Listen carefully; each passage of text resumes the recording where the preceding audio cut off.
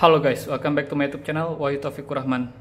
Udah lama kita nggak bikin video di channel YouTube ini karena ya ada beberapa kesibukan gitu ya. Nah, di video kali ini kita bakal ngebahas sebuah gadget lagi. Ini adalah sebuah kamera yang lumayan canggih gitu ya. Di mungkin tahun-tahun 2020 kamera 360 itu udah mulai masuk, dan kalau nggak salah yang pertama kali punya itu dari GoPro. GoPro waktu itu juga punya kamera 360 tapi kayaknya kurang laris gitu ya di pasaran, dan so far untuk kamera 360 yang paling laris yang gue lihat adalah kamera dari Insta360 gitu ya. Nah, di video kali ini kita bakal ngebahas sebuah kamera Insta360 One RS ya. Jadi kamera ini adalah kamera modular yang dimana lensanya itu tuh kita bisa ganti ya.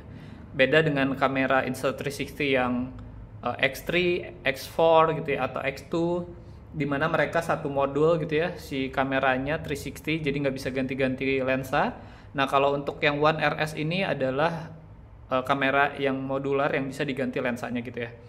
Nah, ini sebenarnya kamera yang udah gua pakai, cuman belum sempat dibikin videonya, jadi ya kita bikin aja untuk video review singkatnya gimana sih pemakaian gua selama pakai si Insta360 One RS ini gitu ya. Oke, sebelum ke kelengkapannya kita coba lihat dulu ya di sini spesifikasinya seperti apa. Jadi di sini dia bisa 5,7K 360 video, ada 4K wide angle video, 48 megapiksel foto, terus ada full state stabilization, jadi videonya udah stabil ya. Nah, dia udah punya horizon lock juga buat kunci horizonnya. Terus ada invisible selfie stick. Nah, jadi ini fitur yang sebenarnya cukup oke di kamera 360 gitu ya. Jadi saat kita pakai invisible sticknya ataupun tiang yang sebenarnya harusnya lurus gitu ya dan nggak lebih besar daripada modul kameranya, si tiangnya ini tuh nggak kelihatan gitu ya di video 360-nya. Terus ada waterproof juga. Nah, ini dia support waterproof sampai 5 meter untuk yang lensa 4K-nya ya. Tapi untuk yang 360-nya gue belum pernah coba sih, dan agak ngeri juga kalau misalkan untuk yang kamera 360-nya. Ada instant zoom, terus ada 8 kali slow motion, active HDR, auto edit, sama webcam mode. Jadi dia bisa jadi webcam mode juga ya untuk si 360 ini. Oke, itu aja untuk di boxnya. Terus kita coba lihat di bagian belakangnya ya. Nah, di bagian belakangnya seperti ini. Jadi untuk di boxnya sendiri, untuk yang versi Twin Edition ini udah ada RS core-nya.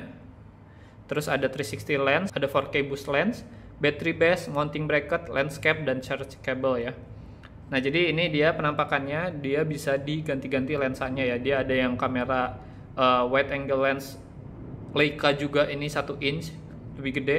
Terus ada 4K boost ini termasuk, dan 360 lens gitu ya. Sama aksesoris tambahannya ada baterai boost gitu ya. Oke, untuk kelengkapannya sendiri tadi di sini udah ada si 4K lensnya dan Insta360 core-nya ya. Jadi ini core-nya, ini mesin utamanya, dimana dia punya layar sentuh yang cukup kecil di sini. Nah, ini layar sentuhnya cukup responsif ya. Terus di bagian atasnya ini ada tombol shutter, ada tombol power. Di bagian belakangnya di sini ada mikrofon dan juga lampu LED indikator ya. Nah, di bagian sampingnya ini ada port Type-C. Ini bisa buat ngecas dan buat colokin mic adapter juga ya, atau aksesoris yang lain. Dan ada slot micro SD ya. Di bagian bawahnya ini ada port yang dimana ini port untuk menghubungkan si core-nya ini ke baterai base-nya ya. Jadi nanti kita bakal rakit. Ini untuk core-nya. Terus di sini ada 360 lens-nya. Ini 360 lens dual 360 f2.0 7,2 mm equivalent ya. Nah, untuk 360 lens-nya sendiri ini udah gue pasangin sticky lens guard sebenarnya, cuman di sini retak ya karena kemarin kepentok gitu ya. Jadi ini retak si 360 lens-nya. Protektornya aja. Jadi ini dari pertama kali gue beli baru langsung gue pasangin lens guard ini ya. Jadi kalau dilepas lensa 360-nya itu aman, nggak ada retak sama sekali. Nah, di sini ada portnya. Kalau untuk yang 360 dia ada 2 port karena buat ngekonekin si lensa kanan dan lensa kirinya ya. Tapi kalau untuk yang lensa 4K ini cuma ada 1 seperti ini. Nah, ini untuk lensa 4K-nya. Ini lensa seukuran kayak lensa GoPro gitu ya. Ini juga stabilization-nya lumayan oke. Udah support HDR juga. Dan itu aja untuk kelengkapannya. Terus dia punya baterai yang modelnya seperti ini ya. Nah, ini tadi pin yang bakal connect ke si core-nya ini. Nah, kita bisa pasang seperti ini. Coba kita hidupin, kalau tanpa lensa hidup nggak ya? Oh, dia tanpa lensa pun dia hidup ya, tapi nggak muncul apa-apa gitu. Oke, kita bakal matiin dulu si core-nya ini, karena kita harus pasang nanti si lensanya ya. Nah, baterainya ini dia di berapa ini? Oke, untuk baterainya sendiri dia di 1445 mAh ya, atau di 5,56 watt hours. Jadi ya lumayan lah, buat mungkin sekitar 3 jam sih bisa untuk si baterainya ini. Kelengkapan lainnya ya seperti biasa, ada manual book, dan juga ada di sini adalah si covernya ini ya. Jadi case-nya ini bisa buat bikin dia waterproof. Jadi kalau misalkan teman-teman mau masukin ke air, wajib banget harus pasang si case-nya ini ya. Karena kalau misalkan nggak dipasang case ini, waterproofnya nggak berfungsi. Jadi di sini ada karet-karet nih. Nih, di bagian case-nya ini tuh ada karet-karet untuk nutupin si port 360-nya ini ya. Oke, itu aja untuk kelengkapannya, kita kesampingkan dulu ya. Nah, ini dia untuk si beberapa part yang ada di dalam kotak Insta360 One RS ya. Jadi seperti yang tadi gue bilang, ini adalah core-nya dimana kita harus pasangin ke si lensa yang mau kita pilih ya. Nah, untuk yang 4K ini menariknya karena portnya cuma satu, dia bisa bolak-balik. Jadi bisa lensa menghadap layar, atau kalau mau diputar seperti ini juga bisa. Gitu. Nah, coba kita pasang menghadap layar ya. Nah, ini kita tinggal pasangin aja, tinggal ngepasin aja. Kita pasang seperti ini, terus baterainya cocokkan ke sini ya. Tinggal kita pasang aja, klik. Nah, sampai ngeklik kayak gini. Ini udah jadi. Ini kita bisa hidupin. Nah, ini dia ada bunyinya ya kalau hidup. Nah, seperti ini untuk tampilan layarnya ya. Jadi swipe dari atas ke bawah ini buat pengaturan beberapa setting, ataupun full settingnya juga ada di sini. Bisa WiFi, ada audio mode. Nah, di audio mode ini juga dia bisa pakai TWS ya, buat jadiin mic si Insta360 ini. Jadi ada AirPod nih. Ini gue sempat pairing di One More Piston Buds, ini juga bisa. Terus bagian setting-setting lainnya seperti biasa sih, kayak kamera action cam lainnya gitu ya. Ada Bluetooth, ada WiFi, screen auto sleep, voice control, jadi bisa di-assign pakai voice control gitu ya. Ada SD card, audio mode, ini ada wind reduction, ada directional enhancement sama stereo ya. Terus di sini ada kamera info, ini untuk firmware-nya ya. Nah, untuk aplikasinya sendiri dia pakai aplikasi Insta360 ya, ada di Google Play Store ataupun Apple Store ya. Oke, untuk penampakannya kurang lebih seperti ini nih. Untuk pakai kamera 4K editionnya ya, jadi dia bisa sampai 4K di 60 fps. Ini penampakannya, dan dia lumayan stabil tuh. Ini gue goyang-goyang tapi secara gambarnya tidak shaky ya. Nah, seperti ini. Untuk bagian belakangnya kalau misalkan dihidupkan ada LED indikator. Nah, ini untuk mode yang pertama, ini kita matikan dulu. Jadi kita bisa sambil vlogging ngelihat layar ya kalau pakai mode yang ini. Mode yang kedua, kita bisa pasangnya terbalik seperti ini.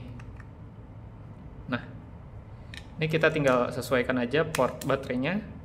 Nah, jadi kita bisa nge-record bagian depan dari si layar ini ya. Penampakannya akan seperti ini. Nah, seperti ini. Jadi ya ini buat misalkan video vlog, kalau misalkan kita mau nge-record apa yang ada di depan kita ya, kita bisa pakai mode yang seperti ini. Ini untuk yang 4K boost lensnya. Di sini 4K-nya 2.4 16 mm equivalent ya. Nah, ini untuk yang 4K. Terus kita coba pasang untuk lensa 360-nya ya. Nah, untuk lensa 360-nya ini kita nggak bisa pasang terbalik ya. Jadi di bagian yang ada port untuk penyangga baterainya ini, kita harus sesuaikan di bagian bawah juga seperti ini. Jadi kita nggak bisa pasang terbalik karena di atasnya ini nggak ada buat penyangga baterai, dan di sini ada tombol juga. Kita tinggal pasang aja, terus kita pasangkan si baterainya. Kita pencet tombol power on ya.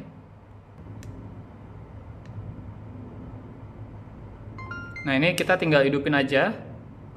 untuk si kamera 360-nya yang udah terpasang lensa 360 ya di sini. Nah, ini untuk lensa 360-nya kita bisa bolak-balik melalui layar kecilnya ini ya.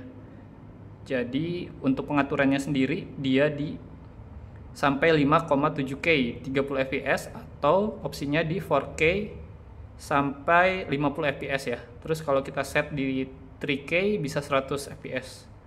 Kita coba 4K. Nah, di sini kita bisa atur ya si layarnya ini tuh mau pakai lensa yang mana. Ini sekarang pakai lensa yang bagian sini. Kita switch. Nah, ini sekarang bagian lensa yang bawah. Nah, ini ada marking sedikit. Ini karena lensanya retak ya tadi ya. Tuh, jadi bisa bolak-balik kayak gini. Dan kita bisa atur ya dari sini. Ini bagian atas si kameranya. Nah, ini dia bisa kelihatan juga karena 360. Terus ini bagian belakang bawahnya ya. Ini bagian bawahnya badan gua. Jadi bisa kelihatan. Nah, mungkin di sini kelihatan ada kayak kepotong gitu karena dia harus ada space minimal ya agar si kamera 360-nya itu tuh bisa bekerja maksimal. Jadi kalau terlalu dekat kayak gini emang dia bakal muncul patahan seperti ini ya. Oke, ini untuk lensa 360-nya dan overall ini bening, bagus, bersih juga. Nggak kalah untuk sama yang X2 atau yang X3 gitu ya. Ini lumayan oke buat hasil recordnya. Dan kenapa gua ngambil yang One RS ini, karena dia fleksibel ya, kita bisa ganti lensanya, baterainya juga cukup mudah kita dapatkan, dan juga saat kita mau pakai dia buat di vlogging segala macam ini lebih enak karena dia lebih ringan. Untuk yang X3 itu tuh lumayan berat bobotnya, lebih berat daripada yang ini gitu ya. Nah, mungkin untuk keluh kesahnya kenapa gue memutuskan untuk jual si Insta360 ini, karena buat ngeditnya lumayan berat ya. Jadi ngedit video 360 ini tuh ternyata cukup memerlukan effort gitu ya, dan juga spek HP ataupun laptop yang mumpuni gitu. Nah, sebenarnya HP dan ya PC gue bisa support cukup lancar buat ngedit ini, cuman again editnya agak susah. Ngeditnya susah banget, jadi ya gue jarang pakai si kamera 360 ini. Jadi gue putuskan untuk jual si Insta360 ini. Overall untuk teman-teman yang masih penasaran pakai kamera 360 itu tuh gimana dan punya kreativitas yang sangat-sangat di luar nalar gitu ya, kamera 360 ini tuh bisa jadi kamera yang bisa teman-teman pakai buat menghasilkan ide konten yang cukup bervariatif gitu ya. Banyak teman-teman di IG yang mereka shoot pakai sepeda terus pakai 360 kamera ini, dan hasil videonya itu tuh editingnya oke banget gitu ya. Jadi memang dengan 360 kamera ini tuh kita bisa menghasilkan konten-konten yang lebih kreatif gitu ya. Tapi balik lagi perlu didukung dengan hardware untuk editing yang lebih proper gitu ya. Jadi kalau misalkan di handphone ya pakai yang flagship, karena kalau pakai yang mid range atau speknya rendah gitu ya, untuk editingnya lumayan menguji kesabaran gitu ya, karena selain filenya besar, ngeditnya juga lumayan berat. Jadi ya pastiin aja buat teman-teman yang mau beli kamera 360 harus punya device yang mumpuni juga untuk editingnya, karena kan kita pakai si kamera 360 ini tuh buat editing dan post di sosial media ataupun kebutuhan konten gitu ya. Jadi kalau misalkan nggak diedit ya sama aja bohong gitu. Oke, mungkin itu aja dulu untuk video review pemakaian Insta360 selama gua pakai gitu ya. Dan ya lumayan kamera ini beberapa kali menemani gua traveling, dan gua bisa dapetin momen-momen yang cukup menarik gitu ya, khususnya untuk foto dan video 360-nya itu sendiri. Mungkin itu aja dulu untuk video kita kali ini. Thank you for watching. Jangan lupa klik like, comment, and subscribe. Thank you.